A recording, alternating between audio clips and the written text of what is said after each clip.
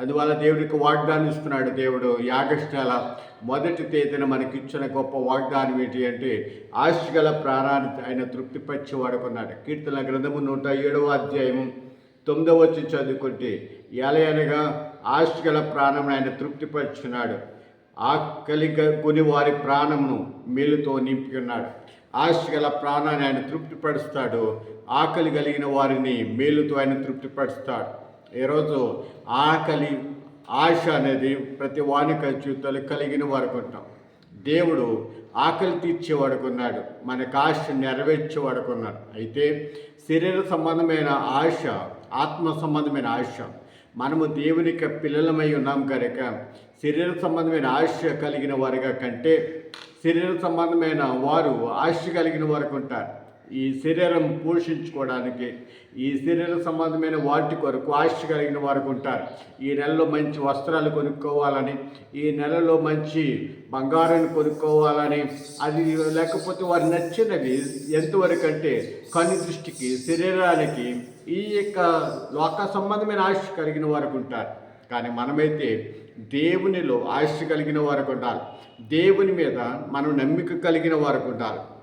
అందువల్ల దేవునికి వాక్యము సొలొమోను ద్వారా దేవుడు మాట్లాడుతున్న సామెతల గ్రంథము 10వ అధ్యాయము 20వ వచనం మనం చదువుకుంటే నీతిమంతుల ఆశ సంతోషాన్ని పుట్టిస్తుందంట. వారికున్న ఆశ, నీతిమంతులకు కొన్ని ఆశ ఏంటంటే దేవునిలో ఎదగాలని, దేవునిలో ప్రార్థన చేసుకుంటూ దేవుని యొక్క కుమార్తెలుగా కుమారులుగా ఉండాలని వారు నీతిమంతులు ఆశపడుతుంటారు. దేవా, నీ చిత్తం ఏమైంది ప్రభా, నన్ను ఎందుకు పుట్టించావు, నా పట్ల నీ ప్రణాళిక ఏంటి అని నీతిమంతులు ఆశ కలిగిన వారికి ఉంటారు. అపొస్తలుడైన పౌలు చెప్తున్నాడు కదా, నేను నా మట్టుకు కాదు నేను బ్రతుకుతాను, అది క్రీస్తు కొరకు అంటాడు. అంటే అతనికి ఉన్న ఆశ ఏంటంటే క్రీస్తు కొరకే బ్రతకాలి, క్రీస్తు కొరకే చావాలి, క్రీస్తు కొరకే నేను జీవించాలని ఆశ కలిగిన వాడుకున్నాడు. ఈరోజు మనము శరీర సంబంధమైన వ్యక్తులుగా శరీర సంబంధమైన వాటి కొరకు ఆశపడడం కంటే ఆత్మ సంబంధమైన వాటి కొరకు ఆశపడినప్పుడు, దేవునికి వాక్య కొరకు నువ్వు ఆశపడినప్పుడు దేవుడు మన ఆశ నెరవేరుస్తాడు. మొదటిగా ఆయన రాజ్యాన్నీతిని వెతికే వారికి ఉన్నప్పుడు ఇవన్నీ కూడా భూ సంబంధమైనవన్నీ కూడా దేవుడు ఇస్తాడు. బైబిల్లో సొలొమోను ప్రార్థన చేస్తున్నాడు కదా, దేవా నాకు జ్ఞానాన్ని దయచేయి, ఈ ప్రజలను పరిపాలించి వివేక నాకు దయచేయి అని ప్రార్థన చేస్తున్నప్పుడు ఆ ప్రార్థనతో పాటు, ఆ జ్ఞానంతో పాటు, ఆధ్యాత్మికమైన జ్ఞానంతో పాటు దేవుడు భూ సంబంధమైన వాటిని కూడా ఇచ్చిన వాడుకున్నాడు. కనుక దేవునికి పిల్లలారా, దేవునికి ఆధ్యాత్మికమైన సంఘబిడ్డలారా, ఈరోజు మనం అందరం కూడా ఆశ అనేది శరీర సంబంధమైనది కాదు, కానీ ఆధ్యాత్మికమైన ఆశ అనేది దేవునికి ఇష్టమైన ఆశ. ఆశ అనే దానికి కోరిక. నీ కోరిక దేవునికి ఇష్టమైనది కూడా. ఒక తండ్రి తన యొక్క పిల్లలు ఆశను తీరుస్తాడు.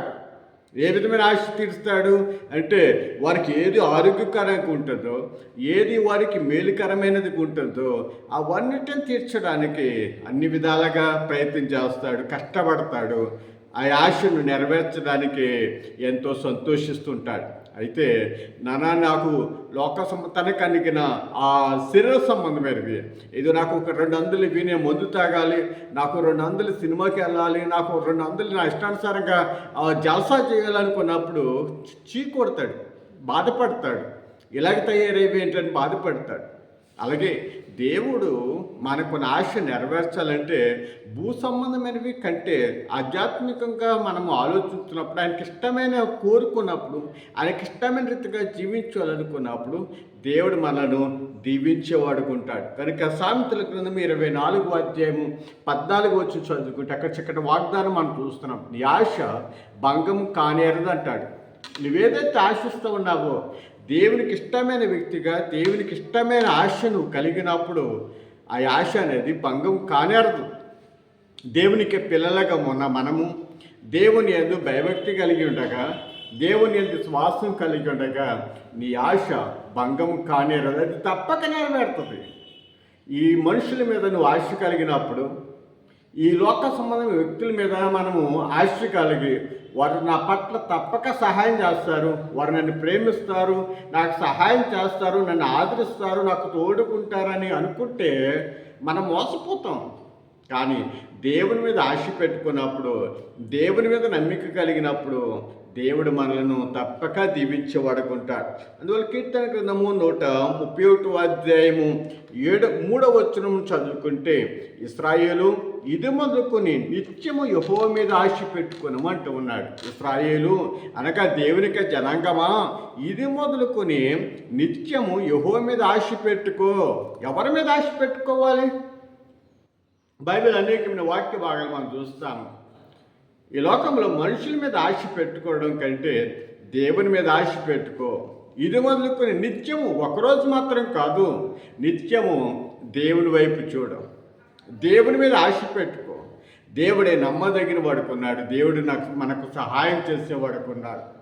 దేవా, ఆశతో నా ప్రాణము తృష్ణగొరుచున్నది, నీ వైపు చూడాలి, నీ సన్నిధిలో ఉండాలని, నిన్ను స్తుతించాలని అని దావీదు భక్తుడు పదే పదే తన యొక్క భక్తి జీవితాన్ని, ఆధ్యాత్మికమైన ఆయన యొక్క కోరికలను నెరవేర్చాలని దేవుని సన్నిధిలో విజ్ఞాపన చేసుకుంటున్నాడు, ప్రార్థన చేసుకుంటూ ఉన్నాడు. ప్రియ సహోదరి సహోదరుడా, నాతోటి సేవకులారా, బంధుమిత్రులారా, ఈరోజు నీ ఆశ అనేది భూలోక సంబంధమైనది కాదు. భూలోక సంబంధమైన వారు మనసు జ్ఞాపకం చేస్తున్నారు. మంచి కారు కొనుక్కోవాలని, మంచి ఇల్లు కట్టుకోవాలని, మంచి బంగారాన్ని సంపాదించాలని, ఆస్తుపాస్తులు సంపాదించాలని ఎన్నెన్నో ఆశలు, ఎన్నెన్నో కోరికలు కలిగిన వారు ఉంటారు.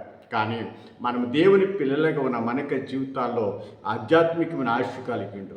దేవా, నేను నీ సన్నిధిలో ఉంటున్నట్లుగా నన్ను ఆశ్రయించాను, నీ సన్నిధిలో నీ కుమారుడుగా, కుమార్తెగా ఉన్నట్లుగా నన్ను దీవించాను. నువ్వు ఎప్పుడైతే ఆశ కలిగిన దానికి ఉంటావో ఆ ఆశ నెరవేర్చేవాడుకుంటాడు. కనుక ఈ ఆగస్టు నెలలో ప్రియ సహోదరుడా, సహోదరి, నాతోటి బంధుమిత్రులారా, మీరందరూ కూడా ఈ ఆగస్టు నెలలో ఏదైతే ఆశ కలిగిన వారికి ఉన్నారో, ఏ విధంగా అయితే మీ యొక్క ఆశ నెరవేర్చాలని ప్రార్థన చేసుకుంటూ ఉంటున్నారో, దేవుడు వాగ్దానం చేస్తున్నాడు, మీ ఆశ తప్పక నెరవేరేది కొట్టు. నీ ఆశను భంగం కానేరదు, అది ఆగిపోదు, అది మధ్యలో ఆగిపోదు, అది తప్పక నెరవేరేది కొట్టు. మనుషుల ద్వారా ఎన్నెన్నో ఆటంకాలు, భంగపరిచే పరిస్థితులు కలిగి ఉన్నాను. దేవుడు తప్పక అది నేను నెరవేర్చేవాడుకున్నాను. తండ్రి తనకిష్టమైన బిడ్డల ఎడల తన ఆశ, తనకి బిడ్డలకు ఆశ నెరవేర్చడానికి, నాకు ఈ చొక్కా అంటే, లేకపోతే నాకు ఇది అంటే ఇష్టం అన్నప్పుడు తప్పక అది కొనడానికి ఇష్టపడతాడు. పిల్లలు సంతోషంగా ఉండడమే తండ్రికి ఉన్న సంతోషం. పిల్లలు సంతోషంగా ఉండడానికి తండ్రి ఏ స్థితిలో ఉన్నా, ఎంత కష్టపడినా తనకి బిడ్డలు సంతోషంగా ఉండాలని, వారు అడిగింది ఇవ్వాలనే ఆలోచిస్తూ ఉంటుంటాడు. అంతకంటే ప్రేమ కలిగిన దేవుడు కదా, తండ్రిని అడిగినట్లుగా నన్ను అడగడాన్ని వాగ్దానం చేస్తున్నాడు కదా. ఈరోజు దేవుని యందు ఆశ పెట్టుకో. ఎంతవరకు నీ ఆశ భంగమైపోయింది, నా ఆశ నెరవేరదు, నా బ్రతుకులో నా ఆశ నెరవేరదు అనుకుంటూ కృంగిపోతున్నావేమో, మన దేవుడు ఆశ్చర్యకరుడు కదా. మారాలంటే చేదు బ్రతుకును మధురంగా మార్చగలిగి వాడుకున్నాడు. నీటిని ద్రాక్షారసంగా చేయగలిగిన దేవుడు, ఆయనకు అసాధ్యమైనదేదో లేదు. నీ స్థితి ఎలాగున్నా, నీ కోరికలు ఎలాగున్నా కానీ దేవునికి పిల్లలుగా మనం ఆయన ఎంత విశ్వాసం కలిగి ఉన్నప్పుడు, ఆయన సన్నిధిలో మనం ప్రార్థన చేసుకున్నప్పుడు, ఆయన మీదే మనం ఆశ పెట్టుకున్నప్పుడు, నా దేవుడు నమ్మదగిన వాడు, నా ఆశ నెరవేరుస్తాడు. నేను ఆయనకి ఇష్టమైన బిడ్డగా ఉండాలి, ఆయన నామాన్ని మహిమపరిచే వ్యక్తిగా ఉండాలని మనం ఎప్పుడైతే ఆశిస్తూ ఉంటామో అవి నెరవేర్చేవాడుకు ఉంటాడు. నీతిమంతుల యొక్క ఆశ సంతోషాన్ని పుట్టిస్తుంది, భక్తిహీనుల యొక్క ఆశ చీకొట్టేటట్లుగా ఉంటుంది. భక్తిహీనుల యొక్క ఆశ ఎప్పుడు భూలోక సంబంధమైనవే వారి కోరికలు. నేను ఎలా ఉండాలి, ఎలాగ ప్రభా నన్ను దీవించు అంటే, వారి దీవెన ఎలాంటివి అంటే భూలోకం అనేకతగా ఎదగాలని ఆలోచన కలిగిన వారు ఉంటారు. ఈరోజు దేవుడు వాగ్దానం చేస్తున్నాడు ప్రియ సోదరు, ఇదిగో మానవ సంబంధమైన తన యొక్క అవసరతలు, అత్యాశ అనేది చూస్తుంటా. అత్యాశ కంటే ఆశ అనేది చాలా ప్రాముఖ్యం. ఈరోజు నీ ఉద్యోగం కొరకు, ఈ నెలలో నీ గృహం కొరకు, నీ భవిష్యత్తు కొరకు, నీ బిడ్డల చదువుల కొరకు ఏదైతే ఆశ కలిగిన దానిగానే ఉన్నావో, ఆశ కలిగిన వాడిగా ఉన్నావో అవి తప్పక నెరవేర్చేవాడుకుంటాడు. నీ ఆశ భంగము కానేరదని వాగ్దానం చేస్తున్నాడు. ఆశ గల ప్రాణాన్ని ఆయన తృప్తిపరుస్తున్న వాగ్దానం చేస్తున్నాడు. ఆకలి కలిగిన వారి ఎడల ఆయన మేలుతో ఆయన తృప్తిపరిచేవాడై ఉన్నాడు, మేలుతో నింపేవాడై ఉన్నాడు అంటున్నాడు. కనుక ఈరోజు ఇటు వాగ్దానాన్ని యాగస్నాలుగా నీ దేవుని యొక్క రాకడ పర్యంతరము ఆయనకి ఇష్టమైన కుమార్తెగా ఉండడానికి ఆయన